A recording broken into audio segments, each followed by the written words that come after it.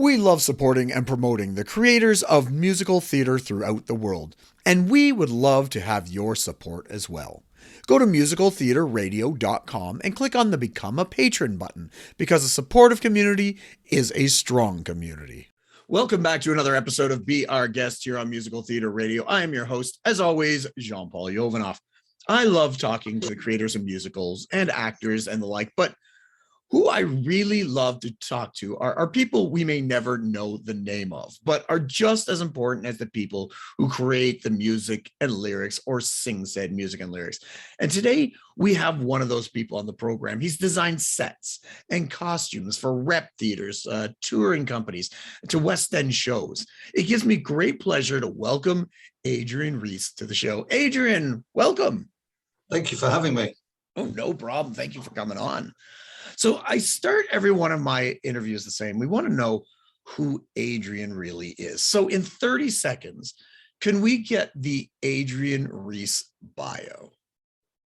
Okay, so I've known since I was 7 that I wanted to be a theatre designer. I saw a production of Sleeping Beauty, the pantomime, at the Coventry Hippodrome, starring Morecambe and Wise, who are long, long gone, and was so enthralled. I knew then that that's what I wanted to do. I also saw a production called The Island by the Belgrade Theatre and Education Company in Coventry. Interestingly, that's where I first started my career at the Belgrade as a prop maker and scene painter. I left school, went to college, to the Wimbledon School of Art, and got a degree in theatre design and got out into the great wide world. And within a few months, I got this job at the Belgrade Theatre. I worked my way up from prop maker through to assistant designer and finally head of design, which I stayed there for 13 years in all. And I've done so many productions in that space. Wonderful, wonderful theatre. The first civic theatre built in the UK after the war, it's a great start that people don't have now. I worked on 17 home-produced shows between September and July in my first year there. So no theatre does that many home-produced shows anymore. So I left there in 1994, 95 maybe, and went freelance. And since then I've worked in the West End. I've done lots of rep shows around the country. I've spent the last 20 years in Scotland doing a huge amount of work at Pitlochry Festival Theatre in Scotland, which is a little theatre, 540 seats in the middle of the Highlands. There's the town has a population of 2,500, but they generate in the local economy about £20 million a year. So it's an incredible place. You stay 6 days and see 6 plays. They change. It's a daily turnaround, and twice a day on matinee days. So that's quite a headache from a design point of view. But yeah, I'm very, very happy. I've had quite a long career so far, and I hope it doesn't end yet. But I've been doing what I really, really wanted to do, and my real passion is musicals. Very cool. Very cool. I'd like to take it back to the early days. You said you knew you wanted to do musicals and theater since you were 7. Are you the black sheep of the family, or is that is the arts and theater a big thing in your house, your family? No. My parents worked in local government and the water company. It's really, really unusual. Although my sister would have gone into theatre, I think, if her life had been different. My niece is an actress now. So I sort of started it off really very, very much an academic education and a little bit of a fight against not being able to do art and doing art A-level very quickly and sort of snowballing from there, really. My dad wanted me to be a barrister. The only thing that interested me about the barrister was the wig and the gown. Do you think you could design a better costume for the barristers? The better wigs and things like that? No, I think I'll probably have to stick to what they've got. Nice. All right. So you obviously knew you went through school, you said, for theater. I'm always curious, before you went into theater school to do that, was there anything else that you thought about doing, maybe another profession or another thing that you went, you know what, I really am interested in that, but theater is my passion?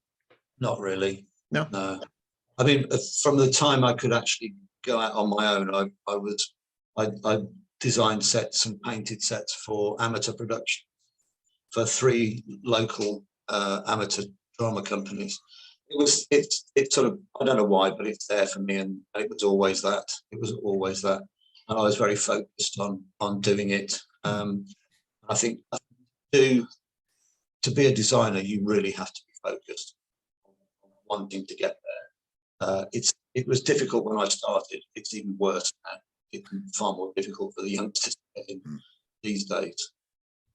Well, what makes it so much harder for them to get on in doing this? Well, the reps the reps in the UK used to be producing theatres. They used to do so many home produced shows, so they needed far more talent that could actually work in the buildings. I was very lucky that I got into a theatre that had a head of design, an associate designer, and an assistant designer, and was able to work my way up through that system. When I left the Belgrade, they changed it. They only used freelancers, and that's the standard thing now, is people use freelance designer. There's also far more people coming out of colleges. There were 4 colleges when I started in theatre design. Now there's like, I don't know, and they turn out hundreds and hundreds and hundreds of people going after fewer and fewer jobs. Sure, there's only a finite number of shows and finite number of theaters that require people. And yeah, our industry is not an easy one to break into, because it churns out not designers and actors and creators, and I think we need to create and churn out more producers and artistic directors and creators of theaters and things like that. Yes. To balance it out.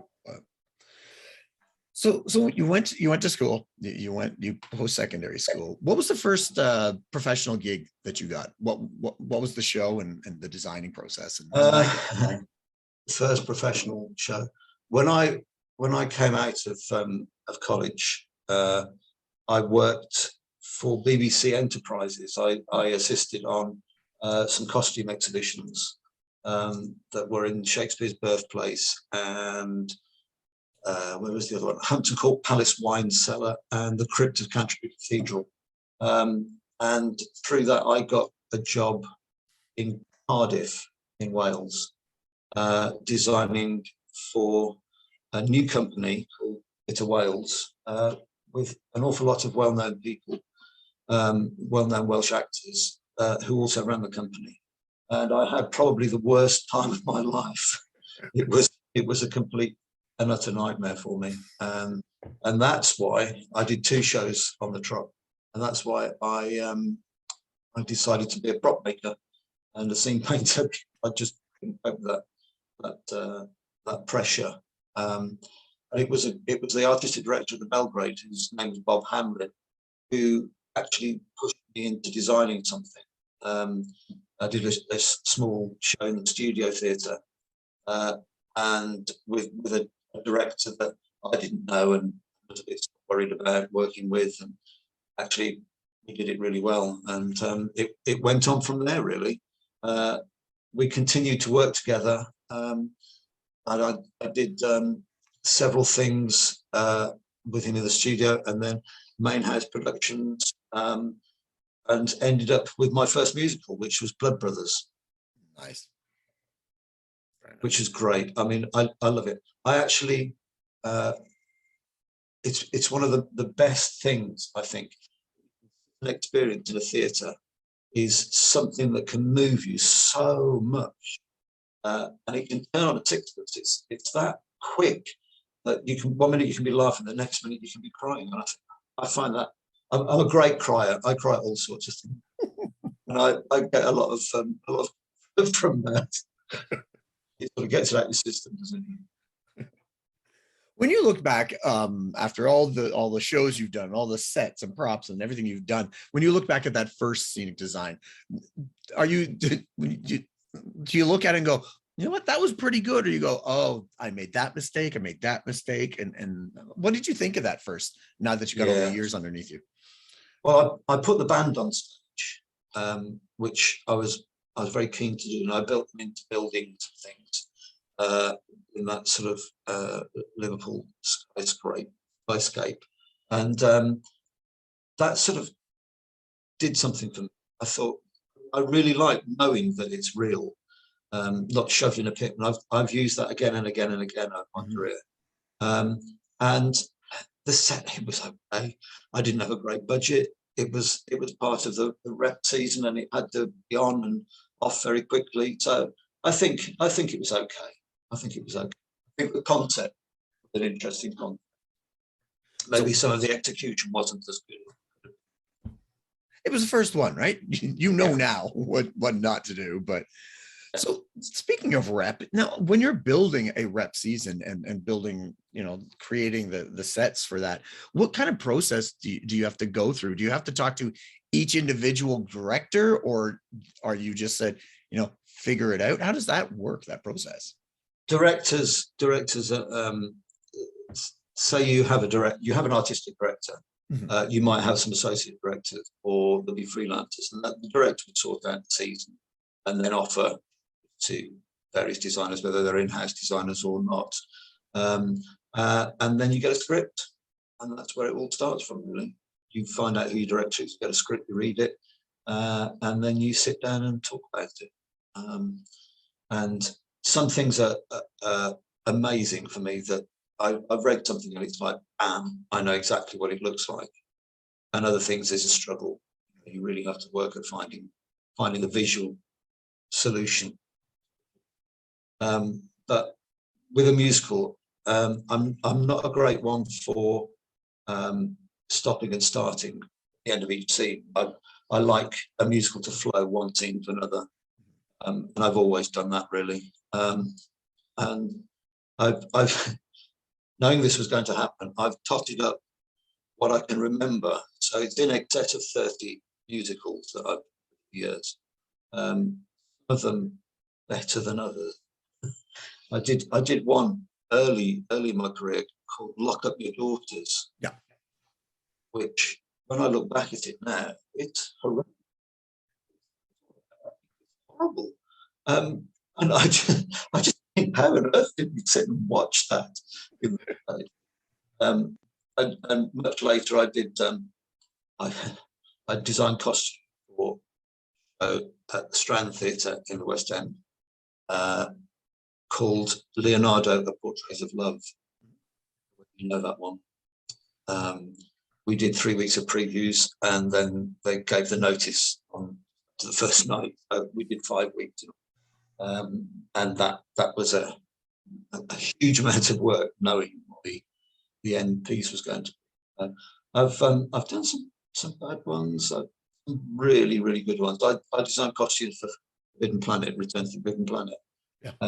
That started at the Belgrade, went into the West End, and won the Olivier Award for musical 1990, I think, like that. And that was great. That was such an exciting show to do, and an amazing company. Bob Carlton, who wrote it and directed it, was a phenomenal talent. Unfortunately, no longer with us, but incredible man. And I went on to do Pal Joey with him as well, which was a really nice show to do. Yeah, it's been an interesting ride. I saw some of the pictures for the design for Forbidden Planet and the robot and that sort of thing. What is the most intricate costume you've created? Because that robot was pretty intricate, but the most intricate, most difficult, most fun costume pieces. Well, I had a really good maker when I designed that robot, and a fantastic actor. Thornburg, who had quite a short body measurement and very long legs, and I sort of accentuated. And he made that costume. He was like 7.5 foot in the end, because he was on the roller skates. He had the huge hoop with the strobes in it. I mean, he was just brilliant. And he also played this tiny little saxophone. He was absolutely incredible, and that probably was one of the most technical things. Panto Dame costumes can be very technical as well. That sort of, I've always enjoyed doing pantomime, and that was a really good way of showing off your talent. When you can whip up a load of dames costumes, they just make the audience laugh when they walk on. I think you've hit the nail on it. Very cool, very cool. How does the inspiration hit you? Are some things easy, some things difficult, obviously, depending on what it is.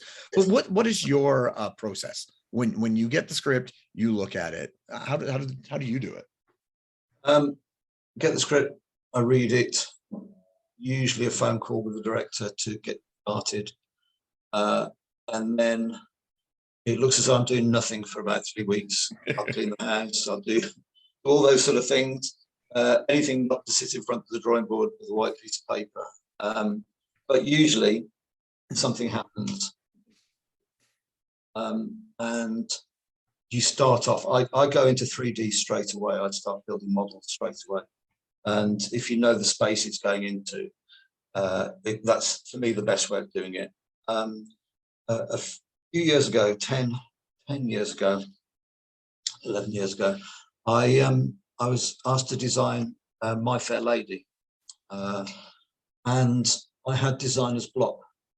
The only time in my career it's ever happened to, and I just had no idea what to do with it. It was for Pitlochry Festival Theatre, and it had to be as part of the repertoire, so it couldn't be huge big sets. It fit into a certain amount of space in the scene dock when it wasn't playing.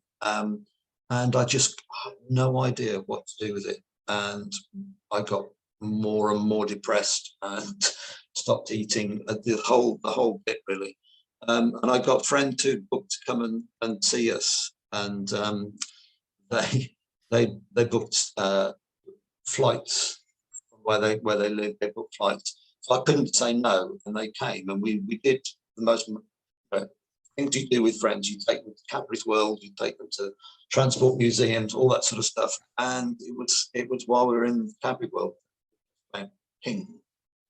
And it's awful because I actually wanted them to go there because I needed to get the idea down. But they stayed the rest of the week, and I didn't go to bed for 32 hours. I just worked. It really worked as part of the season and for the show. It's one of my favourite designs, really. Very cool. And yeah, sometimes you just got to get away from it, right? You spend so much time thinking about it, just get away, do something else, and then inspiration hits. So I do have a question. So is there a Adrian Rees style? Because if you listen to Andrew Lloyd Webber's music, you can hear Webber. You hear Sondheim, you hear Sondheim. You see Fosse, you see Fosse. Is there an Adrian Rees style that kind of you can see through the costumes or sets? I think a production manager I worked a lot with said I didn't have a style. I did what was right for the play, or the musical, whatever. But I think I'm not really into box sets. I don't. I find something that works for the whole piece. And like a few years ago, I did Happy Breed, Noel Coward, which is all set in a dining room, and instead I built the house. I had the hallway, I had the staircase leading upstairs, I had the kitchen, I had the garden where tomato plants grew and then went back down again. It spanned 20 years, so it was quite a big thing, but no walls, see through the wall. And that meant more to me. It was quite difficult for the actors because their timing changed so much from when they had to make their entrance. If they were going down the stairs, it was an extra 8 seconds or whatever. Yeah. But it worked really well. It made it accessible, far more accessible than just setting it in one room. So I think I probably do have a style, and it's that sort of thing, not doing what is expected. Nice. Yeah, that must sometimes throw, I know as a director, sometimes it throws actors off when they get on set. For example, yeah, just simplest thing is adding the actual physical stairs and things like that. How much free reign do you have then for doing that? Because there must be some kind of interplay between the director and yourself. But do you just go, sometimes there must be some that go do what you want, and then others that are really focused? Yeah, the focused ones usually end up in arguments more, where I've got an idea and they've got a different one, and we sort of argue about it. The director I used to work with a lot, his wife said we should be married really because we argue so much. But it depends on the director. And the last few years I've been working with an incredible young director called Elizabeth Newman, who is the artistic director at Pitlochry. And even though I've worked there for many years, she's kept me on, and I think she's incredible. And her approach to work, like a breath of fresh air to me. I've been doing this a long time, and suddenly to have somebody with a different way of getting into it was just so exciting. I did a production of The Crucible, Arthur Miller's The Crucible, recently, and she said she didn't want to do it realistically, and after lots of talking, I found a picture of a bridge, and there's a bridge in Pitlochry, and she said we should do it here. We should do it here, in our space, in our community. And so we built the bridge on stage, and it flew up and down, and it tipped, tilted, and did all sorts of things. And we set fire to it at the end. It was quite an amazing journey. But wow, the feelings that I got from that were just incredible, and really gave me a boost. It's been a really interesting way of looking at a piece and finding a different way into it. Very cool. Do you like working more abstract or more realistic as a preference? Realistic usually costs more, so I tend to go abstract. I did a production of Hello Dolly at Pitlochry with 70 parasols on long poles, and they bobbed around. They were like trees, they were like clouds, and then I had a huge bandstand with a parasol on top of it, and all in lace. And the band were in the bandstand, and the parasol turned round. You can do so many different things with pieces. I also like making an audience work a little bit as well. The scene between Van der Gelder's and the train in Hello Dolly, I made the train from the pieces that were in Van der Gelder's feed store, and the actors did it in front of them, and the moment when you heard the intake of breath when they realized what was happening, and the applause that then followed, was amazing. And you could see the actors loved getting that as well. They really were part. It was the actors and the design and the choreography all worked together really well. Wow. That's some of the stuff that you described. I wish I'd be able to see on stage, because it sounds so incredible visually. So what have you been up to for the last couple of years, because with the pandemic and everything, and being obviously a set designer and costume designer, it hasn't been a lot of theater, but what have you been up to lately? What are you up to now and in the future? What have you got? I've at first I found it really difficult, because I'd literally been in Scotland opening a show on the Saturday when the theatre closed on Tuesday. Yeah. So the set, I was doing Barefoot in the Park, and the set stayed on stage from that February to the end of November. It never moved, and I had a photograph sent to me, and it was just in the working light and just sitting there. It was probably the longest set on stage I've ever had. but nobody to see it. So I found it very difficult. I couldn't tidy my study. It was way. And I actually have written a book, a children's novel, which I did in the first lockdown here. But then I've been doing an online book, How to Build Your Own Theatre at Home, based on the Pitlochry Festival Theatre tent, which is how it all started in 1951. Was a tent, and so sort of creating a tent in your garden. And I've done about 5 different books now. So it's that sort of kept me going. That kept me going. Mentally, it's been very, very difficult. I'm used to deadlines and doing things. But to sort of get up in the morning and not have anything to do is very, very difficult. Yeah, I wouldn't want to do. You know, that's very cool that you wrote those books and you found stuff to do, because you saw online and everybody, it was always, you always saw the actors going, oh, us, but we never heard about the other people who, no. You know, the actors could still perform, they could still sing, they could still do that stuff, but people like yourself and the backstage people, you're almost the forgotten ones, unfortunately. And I'm glad you found something that you were able to focus and do. Well, I was lucky enough that I'd got 3 years of accounts in order to get the government payments, which wasn't very much, but it helped.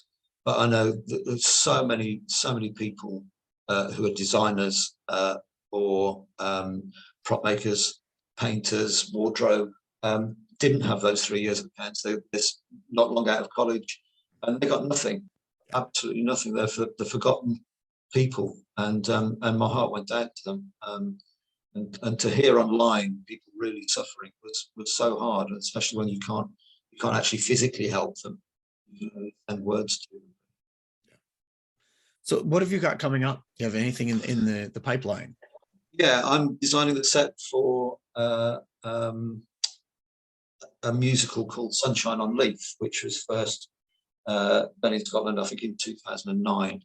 And that is going to tour after its stint in Pitlochry. I think it's going to go out and have a little tour. And at the moment, that's about it.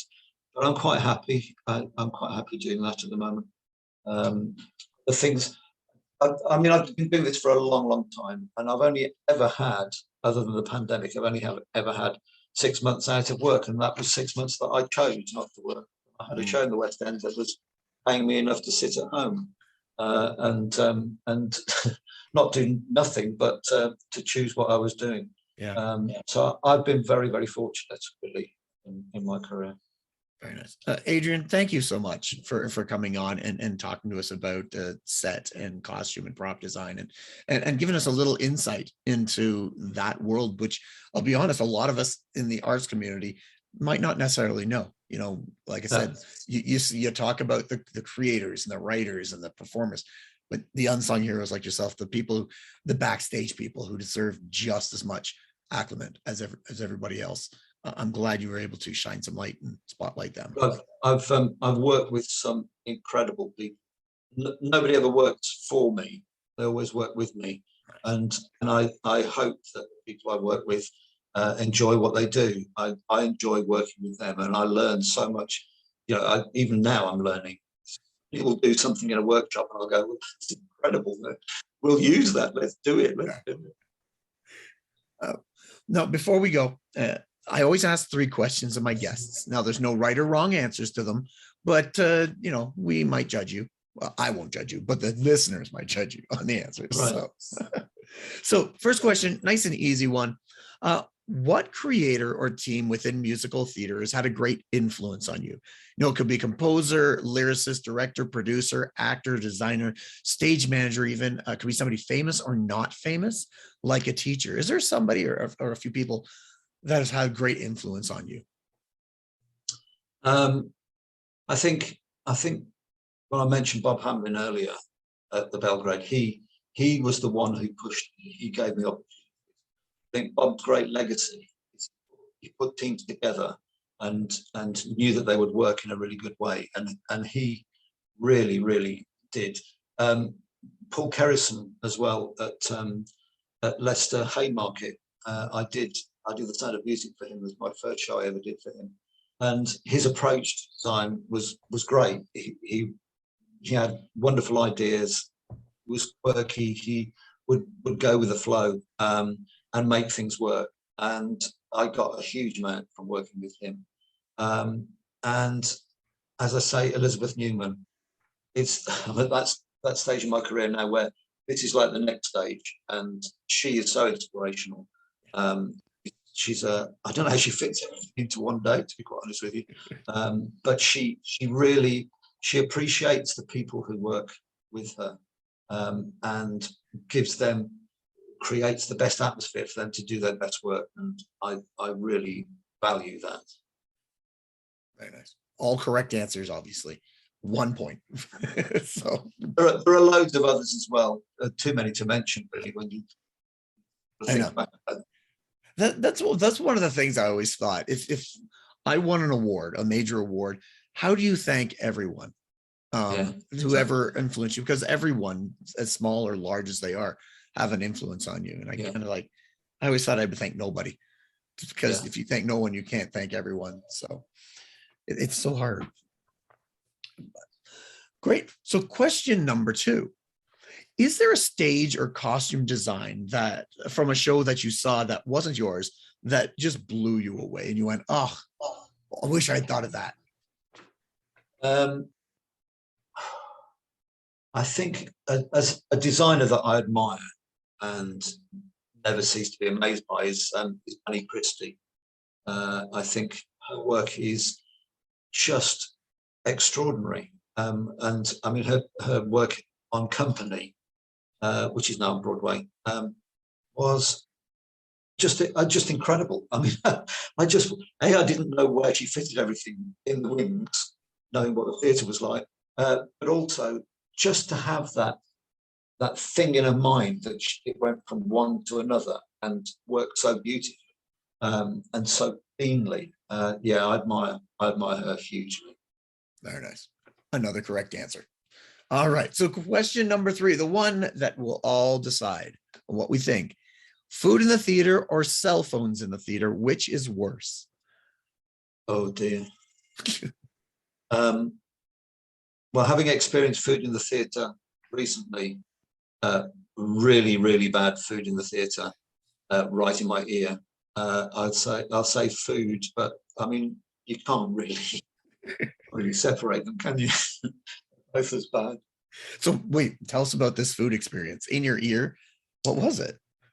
It was watching Hex, and a family had brought paper carrier bags with food inside and proceeded to noisily open packets. Yeah, not good. You're watching Rosalie Craig on stage doing wonderful work and thinking, should I just listen to just don't these people eat before they come to the theater? I have no idea. I don't understand people. How can you not sit for 2 hours and not eat and not drink and not talk? Exactly. Just enjoy it. Just enjoy what you've paid a lot of money for. Yeah. I'll never understand it either. Oh well. But you know what? I would have also accepted, like you said, both are terrible. So another point. Yeah. Awesome. Congratulations. 3 out of 3, Adrian. You win. I have no prizes, just bragging rights for you to tell all your friends. But thank you so much again for coming on. As a director, it's people like yourself that make life so much easier for people like myself. I rely on my designers so much because you come up with things that I can manipulate humans, but you direct the inanimate props and objects, and you are just as much a director as I am with the people, and you have skills that are incredible. So I have done that before now, where I've actually laid down how a musical will work completely from beginning to end. And I do a Bible. I do actually write a Bible with scene changes and what happens and where people are going from. So yeah, I have worked with those, but then you'll also work with people who are just inspirational and incredible. But I love it. I love it as much now as the first day I ever started. It's the best job in the world as far as I'm. That's fantastic to hear. Again, congratulations on your career, everything you've done. One day I hope to get over to the UK and see some of your work. That would be awesome. That would be great. That would be great.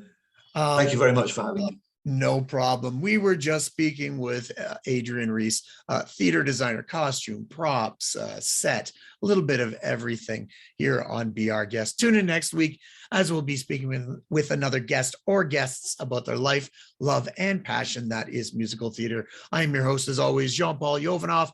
And until next time, I'll see you when I see you.